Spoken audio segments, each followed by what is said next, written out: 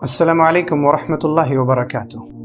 اللہ رب العزت نے انسان کو مشقتوں میں پیدا کیا ہے، یعنی انسان کو اللہ نے جس دنیا میں بھیجا ہے یہ دنیا مشقتوں سے، تکلیف سے، مصیبت سے، آزمائش سے، ابتلا سے، غم سے، فکر سے بھری ہوئی ہے۔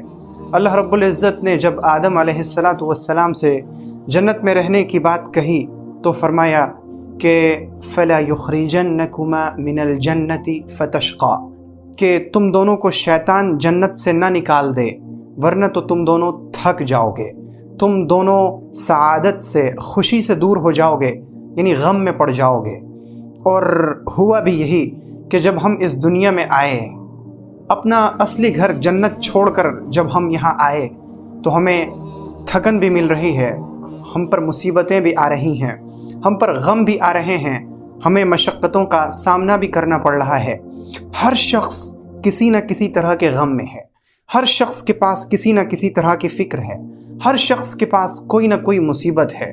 کوئی بھی شخص پورے طور پر مطمئن، پرسکون اور خوش نہیں۔ لیکن ایسا ہمیشہ نہیں ہوتا، بلکہ عام طور پر تو انسان خوش رہتا ہے، کبھی کبھی اس کے ساتھ حالات پیش آتے ہیں، اس پر مصیبتیں آتی ہیں، غم کا پہاڑ ٹوٹتا ہے۔ اگر کوئی اس دنیا میں غموں سے محفوظ رہتا تو ہمارے نبی حضرت محمد مصطفیٰ صلی اللہ علیہ وآلہ وسلم ہر طرح کی مصیبتوں سے محفوظ رہتے۔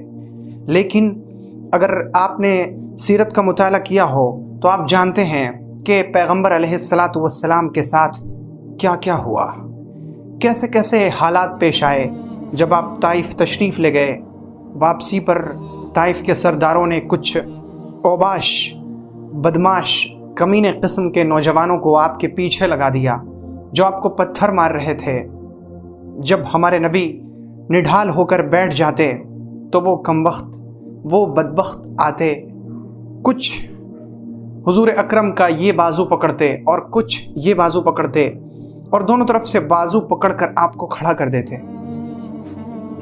پھر آپ چلتے، پھر وہ پتھر مارتے، پھر آپ نڈھال ہو کر بیٹھ جاتے، پھر وہ آتے، آپ کو کھڑا کرتے، اور یہی سلسلہ چلتا رہا۔ انہوں نے پیغمبر علیہ السلام پر اتنے پتھر برسائے کہ ہم اور آپ اس کا تصور نہیں کر سکتے۔ آپ صلی اللہ علیہ وآلہ وسلم کی زندگی کو دیکھیے کہ آپ کو اللہ رب العزت نے بیٹیوں سے نوازا، لیکن کئی بیٹیوں کو پیغمبر علیہ السلام نے اپنے ہاتھوں سے دفن کیا، یعنی آپ کی زندگی میں ان کی وفات ہو گئی۔ اللہ رب العزت نے آپ کو ایک بیٹا دیا، ابراہیم، اور روایتوں کے مطابق وہ بیٹا اتنا بڑا ہو چکا تھا رضی اللہ عنہ وارضاہ کہ وہ خود سے گھوڑے پر سوار ہونے لگا تھا۔ پھر اللہ نے اسے اپنے پاس واپس بلا لیا۔ یہ کیا حضور اکرم کے لیے چھوٹی مصیبت تھی؟ جب مکہ کے لوگ، اپنے چچا، اپنے رشتہ دار دشمن بن گئے، کیا یہ چھوٹی مصیبت تھی؟ جب ہمارے نبی مصیبتوں سے محفوظ نہ رہ سکے تو پھر دنیا کا کون شخص ہے جو مصیبت سے، غم سے، فکر سے اور پریشانی سے محفوظ رہ سکتا ہے؟ تو اللہ رب العزت نے انسان کو کبد میں پیدا کیا ہے، یعنی مشقت میں۔ اللہ فرماتا ہے لَقَدْ خَلَقْنَا الْإِنسَانَ فِي كَبَدٍ، ہم نے انسان کو مشقت کے اندر گھرا ہوا پیدا کیا۔ ہم جب بھی خوشی کا کوئی دروازہ کھولتے ہیں، چپکے سے کوئی غم اندر آ جاتا ہے۔ ہم شادی کا دروازہ کھولتے ہیں، شادی کرتے ہیں، بیوی نافرمان ہو جاتی ہے، ہم غمگین ہو جاتے ہیں، یا اگر بیوی بیمار ہوتی ہے ہم افسردہ ہو جاتے ہیں، ہم مایوس ہو جاتے ہیں، ہم غمگین ہو جاتے ہیں۔ ہم اولاد کا دروازہ کھولتے ہیں، ہمیں اولاد ہوتی ہے، ہم خوش ہوتے ہیں، لیکن اگر اولاد نافرمان ہو جائے تو ہمیں غم ہوتا ہے۔ اولاد اگر بیمار ہو جائے ہم غمگین ہو جاتے ہیں۔ ہم مال و دولت کا دروازہ کھولتے ہیں، محنت سے دولت سمیٹتے ہیں، جمع کرتے ہیں، اور پھر تجارت میں گھاٹا ہونے لگتا ہے تو ہم غمگین ہو جاتے ہیں۔ ہم خوشی کے جتنے بھی دروازے کھولیں، غم کہیں نہ کہیں سے اپنی راہ خود بنا لیتا ہے۔ غم ہم تک کسی نہ کسی شکل میں ضرور پہنچ جاتا ہے۔ غم سے کوئی محفوظ نہیں، غم سے کوئی بچا ہوا نہیں، مصیبت سے کوئی محفوظ نہیں، پریشانی سے کوئی شخص دور نہیں۔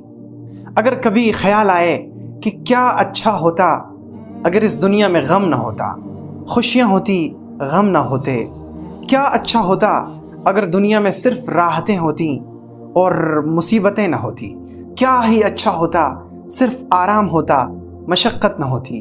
تو یاد کیجئے اللہ رب العزت نے آپ کو دنیا میں بھیجا ہے، جنت میں نہیں۔ یہ آرام، صرف راحت، صرف نعمت ہی نعمت، صرف آرائش ہی آرائش، صرف آسائش ہی آسائش، صرف تعیش، عیش کی فراخی کی زندگی، اس کے لیے اللہ نے جنت بنائی ہے جو متقین کے لیے تیار کی گئی ہے، اور جہاں صرف مصیبت، صرف پریشانی، صرف غم، صرف سزا، صرف ہر طرف سے دباؤ، ہر طرف سے لعنت اور پھٹکار، اللہ نے اس کے لیے جہنم بنائی ہے جو کافروں، ظالموں اور فاسقوں کے لیے تیار کی گئی ہے۔ اور جہاں دونوں چیزیں ہوں، غم کے ساتھ خوشی، خوشی کے ساتھ غم، راحت کے ساتھ مصیبت، مصیبت کے ساتھ پریشانی، اس کے لیے اللہ نے اس دنیا کو بنایا ہے جس میں ہم بھی ہیں اور آپ بھی ہیں۔ اللہ تعالیٰ نے غم اس لیے بنایا ہے تاکہ ہم محسوس کر سکیں کہ خوشی کیا چیز ہوتی ہے۔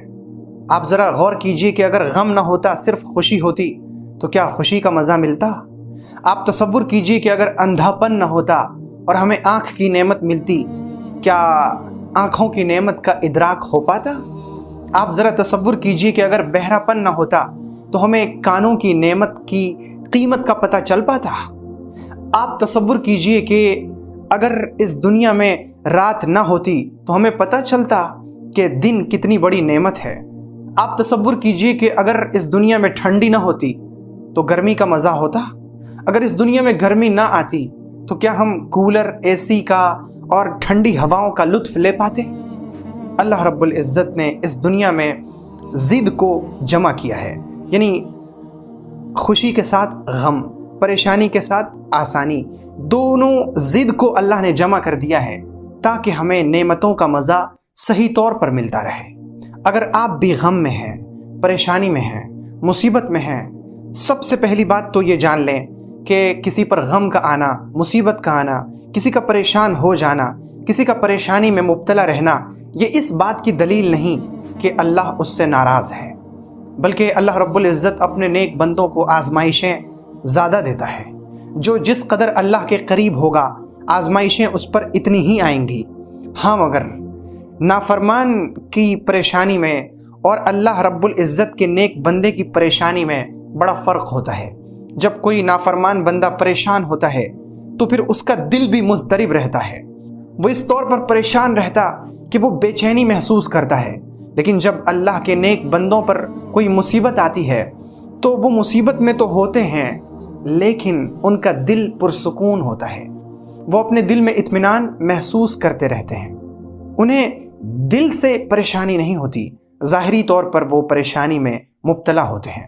تو سب سے پہلی بات یہ کہ پریشانی اللہ کی ناراضگی کی نشانی نہیں ہے، اور دوسری چیز یہ کہ اگر آپ پریشان ہیں تو آپ اس پریشانی کو ختم کرنے کے لیے اسباب اختیار کیجئے۔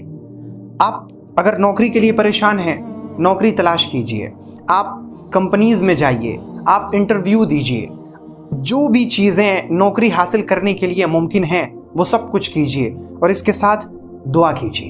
اللہ رب العزت آپ کی پریشانی دور کرے گا۔ اگر آپ شادی کے لیے پریشان ہیں تو رشتے تلاش کیجئے اور دعا کیجئے، اللہ تعالیٰ آپ کو مناسب رشتہ عطا کرے گا۔ اگر آپ امتحان میں کامیابی کے لیے پریشان ہیں تو محنت سے پڑھیے اور دعا کیجئے، اللہ آپ کو کامیاب کرے گا۔ اگر آپ اولاد کے لیے پریشان ہیں، اسباب اختیار کیجئے، علاج کیجئے، دعا کیجئے، اللہ آپ کو نیک اور صالح اولاد سے نوازے گا۔ اگر آپ کسی اور معاملے کو لے کر پریشان ہیں، آپ قرض کے بوجھ تلے دبے ہیں، تو قرض کو ختم کرنے کے لیے آپ کمائیے، پیسے کچھ جمع کیجئے، اکٹھا کیجئے، اور اس کے ساتھ ساتھ دعا کیجئے، اللہ آپ کے قرض کو دور کرے گا۔ یعنی پریشانی کو ہٹانے کے لیے اسباب اختیار کیا جائے اور پھر دعا کی جائے، اور پھر بھی اگر پریشانی دور نہ ہو تو پھر اللہ رب العزت پر معاملے کو چھوڑ دیا جائے اور کہا جائے وَأُفَوِّضُ أَمْرِي إِلَى اللَّهِ، میں اپنا معاملہ اللہ کے سپرد کر رہا ہوں وہی وکیل ہے، وہی کارساز ہے، وہی بندوں کے معاملات کو دیکھنے والا ہے، وہی جو بہتر سمجھے گا کرے گا۔ ہم یقین کر لیں کہ میرے لیے بہتری اسی میں ہے، میرے لیے خیر یہی معاملہ ہے، میرے لیے اچھائی اسی میں ہے۔ تو جب معاملہ اسباب اور دعا سے ختم نہ ہو، جب مصیبت اسباب اور دعا سے دور نہ ہو، تو پھر معاملے کو اللہ کے سپرد کر دیا جائے اور اللہ رب العزت کے فیصلے پر راضی ہو لیا جائے۔ اور دوسری چیز یہ کہ جب آپ اسباب اختیار کر رہے ہیں، دعا بھی کر رہے ہیں، تو گویا کہ آپ اپنے طور پر تمام کام کر رہے ہیں، لیکن اس کے باوجود اگر اللہ آپ کی حالت نہیں بدل رہا ہے، جبکہ اللہ رب العزت آپ کی حالت کو بدلنے پر قادر ہے، وہ بدل سکتا ہے۔ اللہ عاجز نہیں، اللہ بے بس نہیں، اللہ مجبور نہیں، نعوذ باللہ، وہ تو قادر ہے، وہ مقتدر ہے، وہ ہر چیز کا مالک ہے، وہ آپ کی حالت بدل سکتا ہے۔ پھر بھی اگر وہ آپ کی حالت نہیں بدل رہا ہے تو اس کا مطلب یہ کہ اس کی رضا، اس کی خوشی، اس کی خوشنودی اسی میں ہے کہ آپ اسی حال میں رہیں۔ مثلا اگر آپ اولاد کے لیے پریشان ہیں، آپ علاج بھی کر رہے ہیں، اسباب اختیار کر رہے ہیں، دعا بھی کر رہے ہیں، لیکن آپ کو اولاد کی نعمت نہیں مل رہی ہے، تو اس کا مطلب یہ کہ اللہ کی مرضی اور اس کا فیصلہ یہی ہے کہ تمہارے لیے اولاد کا نہ ہونا بہتر ہے، تمہارے حق میں یہی خیر ہے۔ تو پھر اسے اللہ رب العزت کی رضا سمجھ کر آپ بھی راضی ہو جائیے۔ جب آپ اللہ سے راضی ہو جائیں گے تو اللہ آپ سے راضی ہو جائے گا۔ ہمارے ساتھ مشکل یہ ہے کہ ہم اللہ کو راضی کرنا تو چاہتے ہیں لیکن خود اللہ سے راضی نہیں ہوتے۔ ہم اگر اس سے راضی ہو جائیں تو اس کو راضی کرنے کا آدھا مسئلہ تو حل ہو گیا، وہ ہم سے راضی ضرور ہو جائے گا۔ آئیے اپنے آپ کو، اپنے معاملات کو اللہ کے سپرد کرتے ہیں۔ اس سے بہتر معاملات کوئی دیکھ نہیں سکتا، اس سے بہتر امور کوئی انجام دے نہیں سکتا، اس سے بہتر کوئی کارساز نہیں، اس سے بہتر کوئی وکیل نہیں۔ میرے ساتھ کہیے وَأُفَوِّضُ أَمْرِي إِلَى اللَّهِ، میں اپنا معاملہ اللہ کے سپرد کر رہا ہوں۔ آپ بھی سپرد کر رہے ہیں؟